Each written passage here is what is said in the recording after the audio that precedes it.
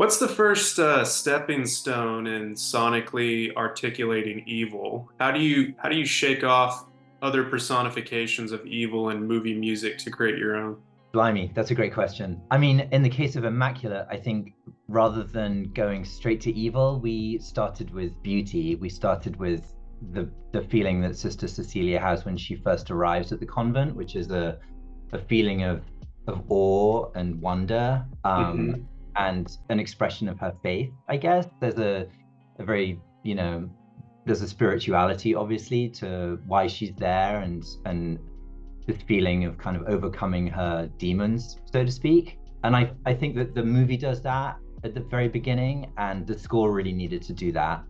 And that was a lovely way to kind of start the journey. I can establish those melodies, give us a place to go, and lend some different context to what happens to her later.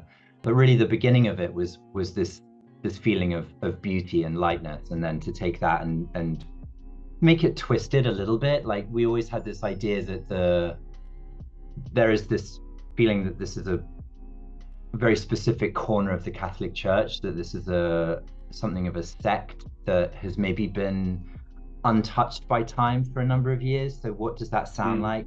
What have they been doing in isolation? Why are they kind of off over here doing this peculiar thing?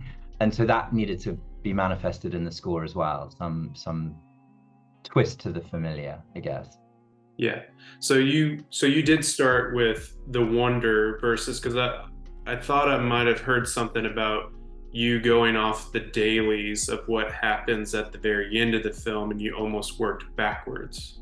Interesting. Yes. Well, the very first thing I watched was that scene, which, Ah, Michael was so excited to show me what they've been shooting. He's like, you have to see this. And I watched it, and what you see on camera in the final cut is actually her first take of that whole sequence, which is kind of amazing, really. But actually, the very first thing that I did when he arrived in Rome, he's like, there's this scene, it says in the script, as Cecilia arrives, there's a trio of nuns playing music. And he's like, what is it? What do you think that should be? And I'm like, well, how about a zither, a hurdy-gurdy, and a psaltery? And he's like, great. And he like sent his props guy out to buy those instruments. And then I bought those instruments and I started writing using those. And I came up with a bunch of sketches using that stuff for the very practical reason that they needed something on set. And then mm, similarly, when the nuns are all singing, they needed that hymn. So I wrote that hymn, which is a Te Deum prayer. I took the Latin text and set it to music. Um, and that was again like a really great starting point for me and for the director to kind of to get our language. So that was really the first task. But I was definitely informed by that last scene because mm, that'll stick with you.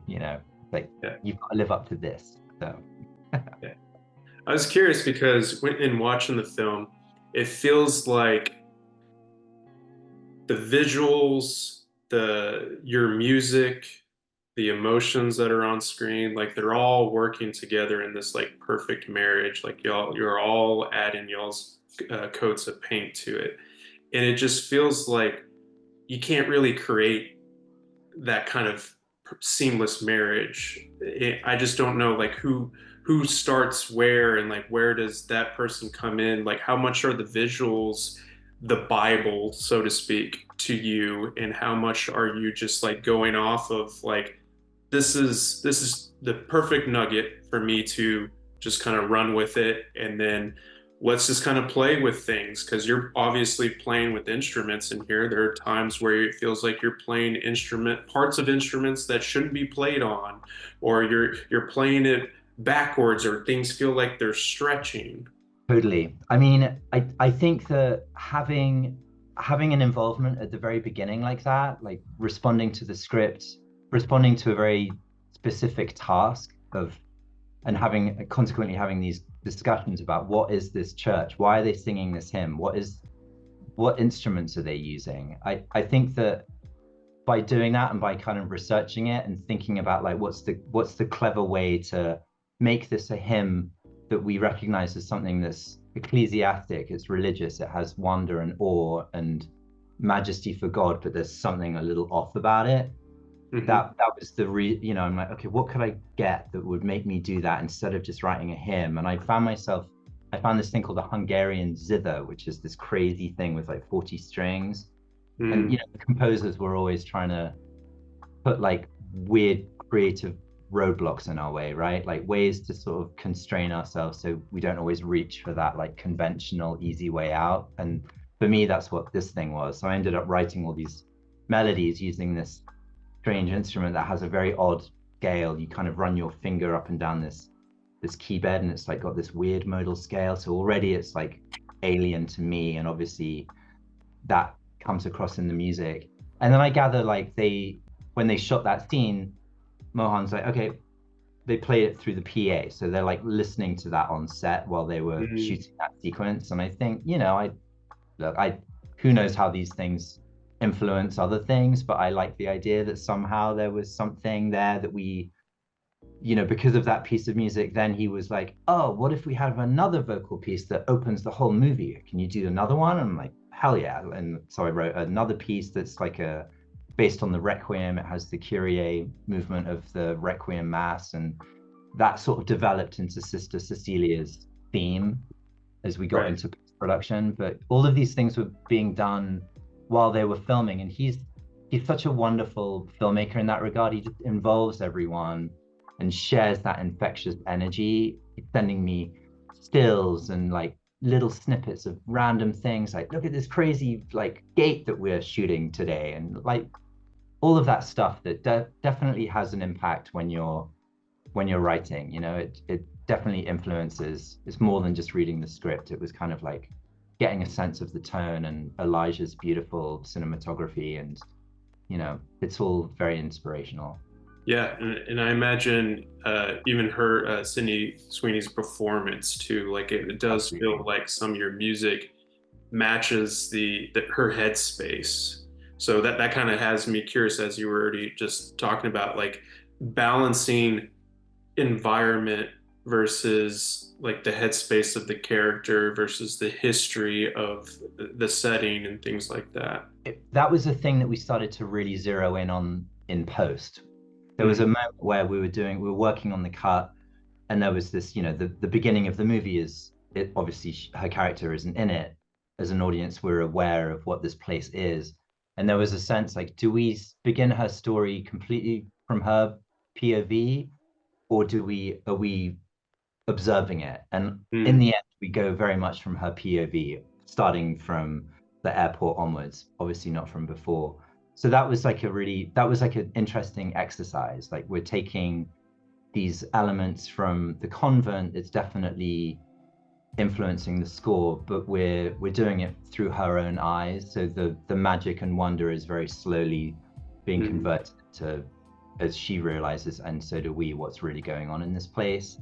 And I think that once we'd made that decision to look at the score through that lens, it started to just kind of write itself. It was much easier than just like, and I think that's maybe why it makes it a little bit more special. Like it's not just frightening.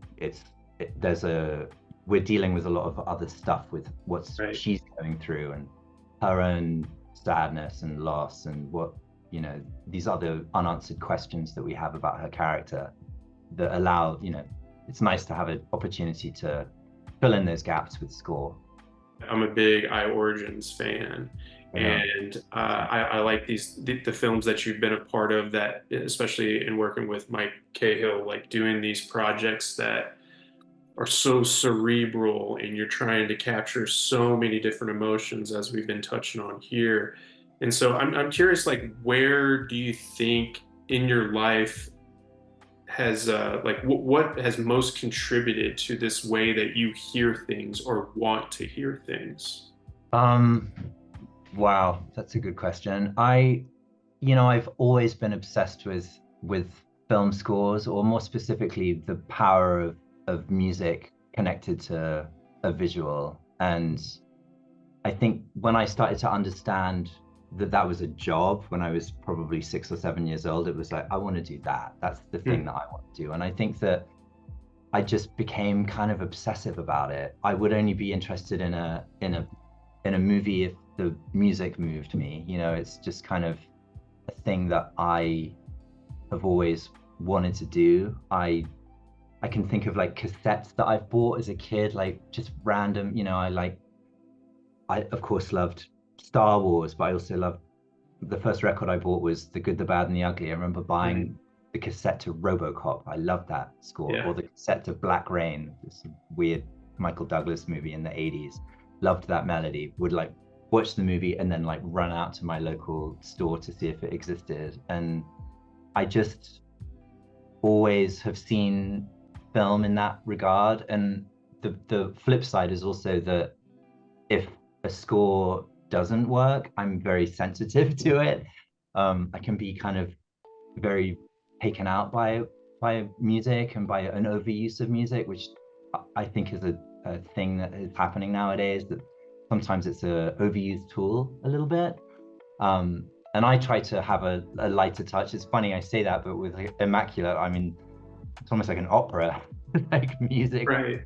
pretty much all the way through, but that was not our intention at the beginning. It just sort of happened that way. We just found that we landed on this tone that just seemed to really connect well to the visual. And similarly with like working with Mike Cahill, he's someone who understands the power of music and the potential overuse of it, and is very cautious about where it should go and where it shouldn't. And I think that, yeah, I think I'm just always like that. And then, you know, I'm also kind of a reformed jazz musician. That's how I started life. And if I'm not working on, if I'm not writing, I listen to a lot of jazz. I don't know if Yeah. that's somehow got something to do with it as well.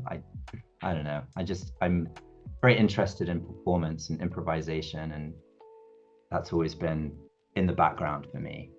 Yeah. And I'll cut you loose on this. Looking over your filmography, what would you say are the lines of dialogue or the storytelling beats or themes that you have most latched onto that you feel some sort of shift has kind of happened in your life since those thoughts were put into your mind? And have you put any of them into practice since being a part of these projects or project? Yeah, interesting. I feel like there's something that Alex Gibney has said to me a few times, which is noble cause corruption. I feel like a lot of the movies that I've done with him and elsewhere have embodied that idea of someone who thinks that they're starting a really great idea, and then it goes too far and they become completely corrupted by it. And that's something that you see in the world a lot with, you know, serious people, politicians or whatever. I mean, you could even argue to some extent that's in Immaculate as well. It's the ultimate noble cause corruption.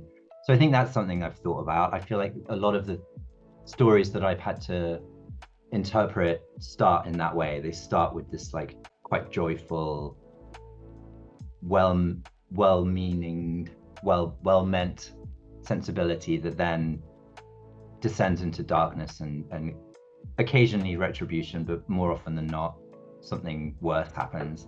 So being able to reflect that musically is something that I've thought about quite a lot, I guess. Like, and I guess that it's melody for me. Like, melody is always the thing that is most important, and is the Mm. thing that I torment myself over and struggle with sometimes. Sometimes it's instantaneous, sometimes it takes a minute, but I have to have this kind of eureka moment where I found that melody that I can then attach to a person and a person's story and use it to change context for Mm. that person's story. You know, at the beginning of every job, I'll always just see my wife after I get the gig, and it's like, I tried. There's no more melodies. I think John Williams took the last one. It's done. There are none left. And then, of course, it happens eventually. But like, there's always this moment of panic that that's it. All the good ideas have been taken. But there's always something lurking. And like I said, sometimes it happens straight away. Sometimes it's a battle. But, you know, it's part of the job.